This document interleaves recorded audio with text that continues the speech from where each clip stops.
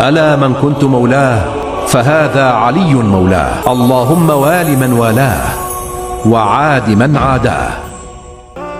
My name is Dimosthenis Grisiotis. I am Greek.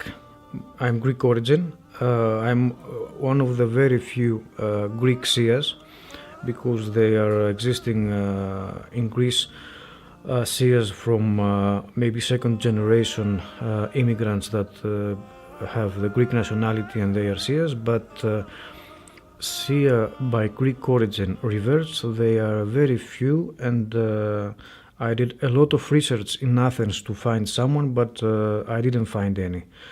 And if anyone can see us here in UK that is a Greek origin revert, I would like to meet him, to share with him any that we have in common, and maybe to make something together here in UK.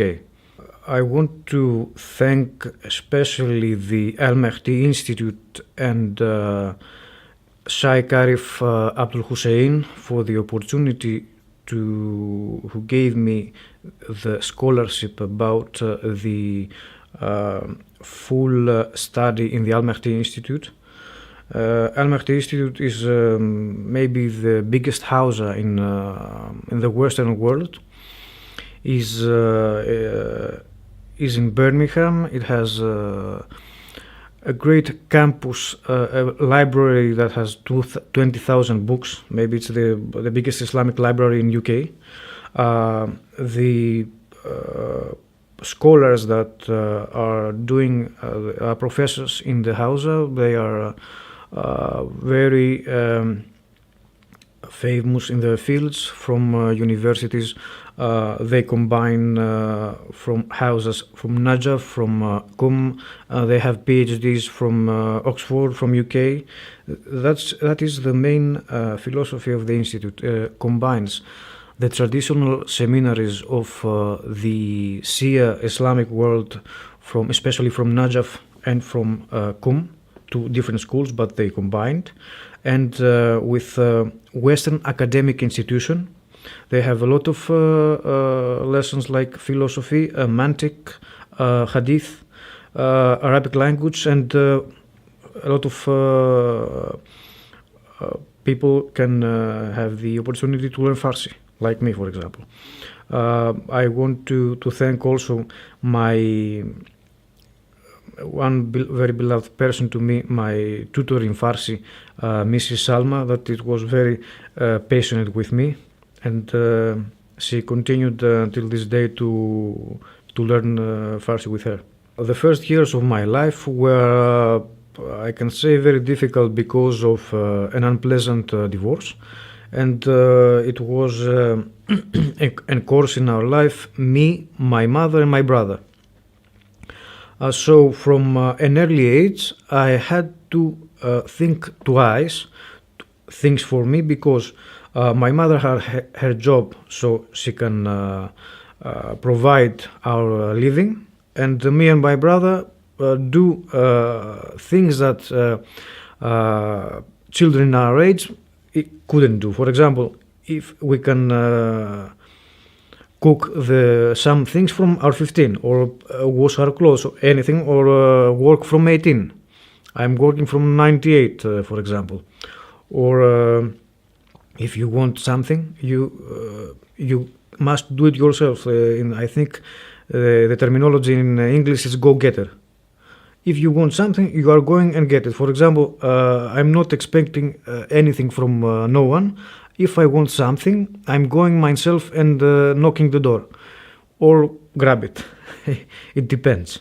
That's why I'm the only Greek that is in Al-Mahdi Hausa and studies Hausa studies. I have a bachelor's science degree in chemistry. I was as I remember myself, very curious in science from a very small age. After the national exams, chemistry school came, but what it has to do with bio, it was always my field of interest. So after I went through a lot of difficulties to finish the chemistry school, because I was in parallel jobs, so I was in the university. Some years I wasn't, so I came back, finished, and then had the master science in medicinal chemistry. This is my main field of job, my profession. I love it. That in the future, inshallah, I want to be. I'm binded with this, and that's why in one of the people that I admire very much from the Shia world is a person that combined both things, and I had the great pleasure to speak to him. It was Osama Al-Attar. He has a PhD in chemistry. He did a postdoc, and he's been also a great sheikh and a scholar, and I love his du'as. I spoke to Osama Al-Attar on the phone when it was a long story. It goes from one moment to another. I heard his du'as. I liked very much his voice when I heard the du'as, especially Jawsan Kabir. That is my favorite du'a. And then I saw his, by chance, his name. So I started Google his name, and when I saw he has a chemistry degree, a PhD in chemistry, I started searching for him. So I found by chance his email. I emailed him before I came from Greece. I told him that I'm in the chemistry field, but I like very much also house studies. So I asked which was his secret that he could combine both. He was very humble, and he answered me. After that, we had small exchange emails. So one day came the idea to send him my phone mobile number, and it didn't get to 2 hours, and he answered me back in my phone. So it was I laughed because I heard his du'as this time in YouTube, and I also his voice in the email, in the mobile, and I told to him that okay, now I'm hearing double voice of you, and he laughed, and he said, I think it must be not very good. No, it's great, I told him. 95 to 97 of Greek people are Greek Orthodox. Greek Orthodox is the main religion that was under the Byzantine Empire, when the Roman Empire divided into two, the Roman area and the Byzantine area, mostly Greek areas, and that's why also the New Testament of Christ was in Greek language, and in the 2/3 of the cities that are mentioned in the New Testament are Greek cities. I was baptized Orthodox Christian. Until 17, yes, I was Orthodox Christian, because Greeks are have specific values, and in national holidays or religious ceremonies, it's a very good opportunity that families get together, and religious practicing also. So I was practicing until 17, but I was from an early age, I had great interest in philosophy and mysticism. I started with Greek philosophy, most Platonic and Pythagorean. Then I became more Neoplatonic philosophy, Proclus and Porphyrius. It's more after 500, after the destruction of the Platonic school in Athens, when they closed the school and they terminated the Olympic Games. And I was very interested then in Ottoman Sufism. It was step by step my studies, self-studies mostly. I was very interested in Emre Yunus, a very great poet and Ottoman Sufi. One man that was great effect on me was an Albanian scholar, the Naim Frasheri. He was a great a multilingual person, a very bright man, and a part of the Bektasi community, also a very great part of the Sufi, Ottoman Sufism. Through them, I went to mostly Islamic mysticism, step by step, Ibn Arabi, the classics, Ibn Arabi, but then I turned very good points in Iranian mysticism. From Najmuddin Kubra, from Attar Nisapur, from Rumi. Then I went to Sohrewardi, and finally I became Shia through Mullah Sadra, and then I came to the great minds Qazi and Hussein Tabatabai. In Shia we call it Irfan. So it was a very gradually climax, step by step, through philosophy and mysticism, as far as I know, because I never have studied extensively the subject. There are some dogmatic in the doctrine of the Holy Trinity. The Holy Spirit, something is can give by the Father, also by the Son. Something it's called filioque, I think, in the Latin terminology. There are great differences between the two. For example, you can see also in the appearance of the priests. The Greek Orthodox priests are also Orthodox states are Greece, Bulgaria, I think Romania, Serbia, and Russia. Ukraine, maybe, I think, maybe. You can see also the appearance. They wear black clothes, and they are unsaved. The Catholic priests, they don't wear black, they are saved. It's totally different in a lot of ways. I just you can see also from the appearance. I think Catholics are more into today world, not so dogmatic. You can they have I think some organs inside the church is also some choir can be combined with the musical organ. In Orthodox Church there isn't any organs. It's only the reciter that chanting the Orthodox hymns.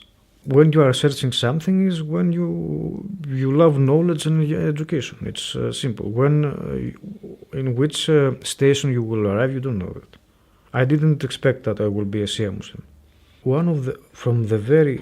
Maybe I'm mistaken, from the very few things I know about Shia Islam is that the great difference between Sunni Islam and Shia Islam is that has great philosophy in practice. So what I have read, I could be in practice right now, be one with what I have read and have a different relationship with God in the second part of my life now. I became Muslim the summer of 2011. The Greece, because of the austerity and because of a lot of problems that have the big national problems, is the great poverty, great unemployment. For example, you can see between 25 and 35, the most productive ages, the percentage of unemployment is about 65%. So we had the greatest brain drain in our newest history, the last 15 years. People with postgraduate degrees, masters and PhDs left the country was about 60,000 at least the last 15 years. The Shia communities in Greece in the majority are from immigrants. Is a small Iranian community, a big Shia Pakistani community, and I think there is a small Shia Afghan community also. They had the bad thing is that they don't have this cooperation between them that I saw here in UK. For example, in every Shia community you can find national attributes between the communities, but at least they can cooperate between them. In Greece, you don't see this. You see the Sunnis have their own NGO, but represented in the government, and to have the dialogue between the government and in part of the Sunni Muslim community, but you don't see this thing in Greece. I didn't. The minority of Shia Islam, I didn't see the percentages from the start. When I realized that I'm taking this way, I was Shia before I understand it. When I realized that the same things I believe, I was reading it in Mullah Sadah's and Tabatabay's works, I was already Shia. So I couldn't choose something else, because it would be like it wasn't me. The first time I experienced, I knew Imam Ali as a great Sufi and a superhuman mind from the fragments I have read. I didn't know about Najul Balaga, nothing. I read like I have did a small research from all the great Sufis of Islam. One of them I saw it was Imam Ali. I only knew that. But when I became more into the Shia things and started searching who is Imam Ali and what he has written, the fragments of Najul Balaga, it was, I think, it was one of the most astonishing things that I have ever read. Especially the most. It has very complex language, and it was also one of the greatest modules we have in the Hausa from Shaykh Arif that recites Najul Balaga from the Arabic text, and after that he explains the meaning of the text of the Najul Balaga. So it was especially this class of Shaykh Arif is one of the most unforgettable things we are doing in the Hausa. The Dua Jawsan Kabir was one of the most curious I have read, because when I read the story behind also that it was from Jibril, and how it was about the great thorax in battles and all the internal meaning between the dua, I was very astonished and loved it from the first time. Reciting duas is very common to the Greek reality. So the duas was one of the main elements that drove me to Shia Islam, the recitation of duas. Because it is a part of my life. It is a part of my everyday life now. With my brother and my mother, we have passed so many things together and so many difficulties that at least when you have to do with blood, it's only love you cannot do anything else. Blood is blood. I contacted a lot of times people in Iran, so I can go to study, I don't know, from some years, but I wanted to be in greater touch with especially seminary studies and the core of the heart of Shia Islam. But due to the very difficult years that have West and in Iran, especially from Greece to go to Iran, it's very difficult. There isn't any direct plane. You can go only from Istanbul and then go to Tehran. I started to search. I know that I knew a lot of time ago that there were some institutes in the West, but I didn't know specifically about Birmingham. So after a lot of research in the internet, someone told me that there is an institute in, he didn't tell me, I didn't know that it was such a big institute, or the biggest institute in Europe, in houses, seminaries, or it has such a big library with 2,000 books in Islamic bibliography. But he told me you can go there and do whatever you can, because it's a totally different field from mine, and also it's in a different language, in English language. So go and try and see how it gets. So as I told you, if I want something, I'm going. I'm determined to go to the other side of the world. As also the Quran says, you can go to China. I didn't go to China to find education. I went to England, to Birmingham, and I took the next plane and I came. From now I'm 5 months. I'm going to the second semester there. I'm living inside the institute. There are great accommodations. Inshallah, from the next year it could be.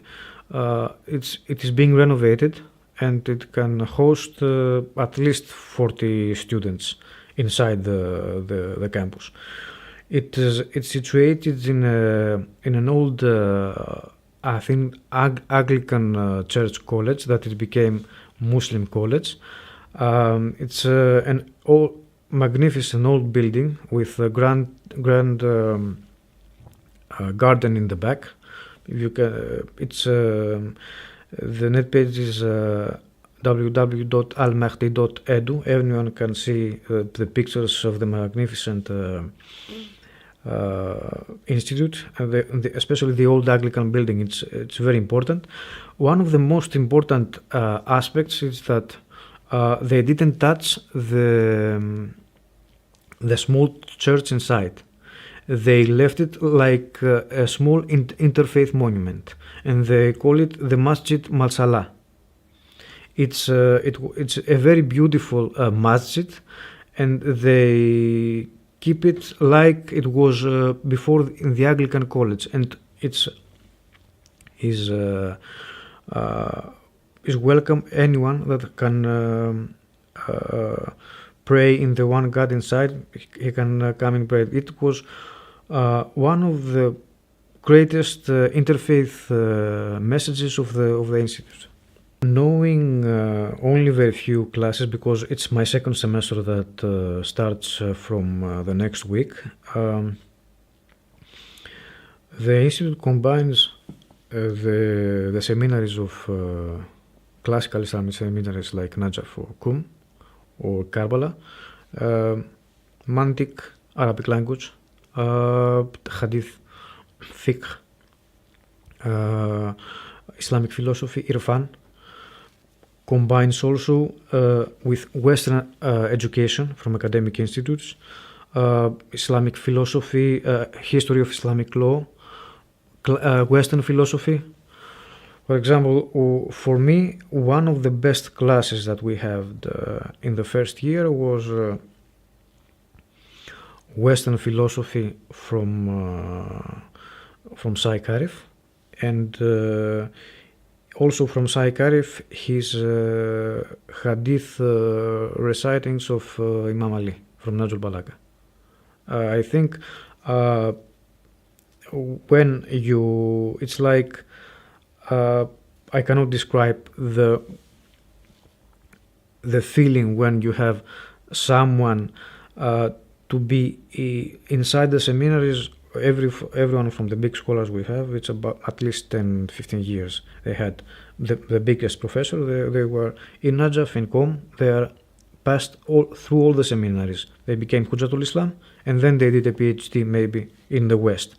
They have all the experience and studied under great Ayatollah scholars, so they can transfer us all the magic from the texts, not to be just draw solid texts, to be something alive, and to become alive also inside us, in our minds and our hearts. It's one of my future goals is to go. I don't know for how much, but I want to continue the studies. I want to continue the studies, especially in Qom. I want to go because I'm more close to the Iranian school of thought, and I like Farsi language very much. That's why I'm from the first year. I'm the only student that has the Farsi class. It's a thing of choice. It's not in our module. If you want it, you can follow it in the afternoon. For example, it's not in the same core with the other. But because I like the language, I wanted to learn the Farsi language. I like Hafez Shirazi, for example. All the Diwan are great. A lot of people find this curious because they told me how you are interested in Jewish mysticism and you like classical Hebrew, and then at the end you learning Farsi, and you are because of the Persian mysticism you came into Shia Islam. And told them that wisdom is wisdom in everywhere. I don't care about politics of today. Since I became a Muslim, I had to be more, especially in Greece, to be more aware from the people, because you cannot say openly these things. And also, it's a bit misunderstanding, because from the one point you have from Greeks or friends of I lost a lot of friends and relatives from my conversion, but I didn't care, because as I told you, if I want something, I'm doing it. After a lot of thought, I done it, and I don't care if someone follows me. If someone follows me and he likes me how I am, it's okay. But I don't care if someone doesn't like it. And also, when you're coming into the Muslim community, you have some misunderstandings from the Muslim communities, because a revert is something different. In every ethnical community, you have specific Shia Islam with the specific Islamic culture. Every community has his own culture. The Greeks have their own culture. That's why I think the reverts must play a very positive role in Shia Islam, being the messengers between the Shia communities and between Christians and Islam. Like me, for example, I was Orthodox Christian, now I'm a Shia Muslim. Because we are not care about, at least the majority of the reverts I know, don't care about the politics, and they don't bind ethnically in any Shia minority. So, because you are your own minority, you are a revert. So, I think they can play a very important role inside the Muslim community. The biggest elements that it always wins is the ethnical part. They don't have, they don't see the word Shia. Most, for example, or Pakistani or Iranian or Khoja or anything else, it's Khoja Shia, Pakistani Shia, not Shia Pakistani, Shia Khoja or Shia Afghan or anything else. It's first the ethnical part, or Iraqi Shia, Shia Iraqi, and then Shia. It's very good to be Shia, and then because we don't have, when we have, for example, the biggest mournings like Ashura or anything else, you see people that they came and they mourned together. You don't see Shia crying different, the Pakistani different mourning the Iraqi or anything else.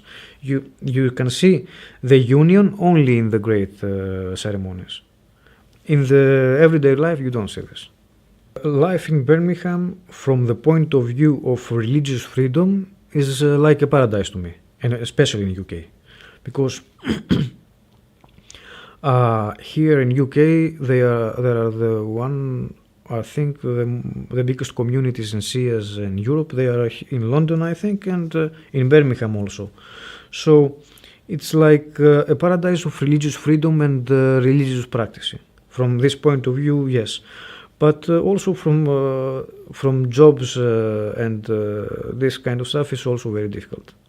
The two personalities that play a great part in my life today, after I became a Shia Muslim, the first personalities of Imam Hussein and the great sacrifice that has done to become free and different, and to be away from any tyrannic element. It's a living example for today, and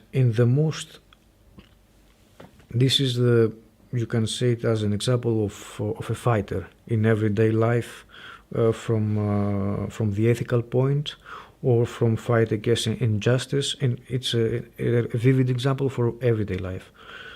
Imam Ali is a different example of a superhuman intelligence, I can say. It's like a beacon into the darkness of today spirituality. You can see in his works, especially in Al-Balaghah, these words are internally. My target is to become more, to know more about Shia Islam through my studies.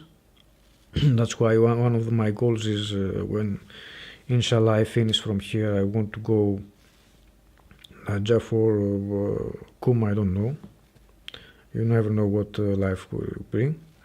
And also to combine, like I say before, I admire very much Sam Alatar, to combine also this what I have studied, because I like it, it's my profession, and the one is science, the other is spirituality. You can combine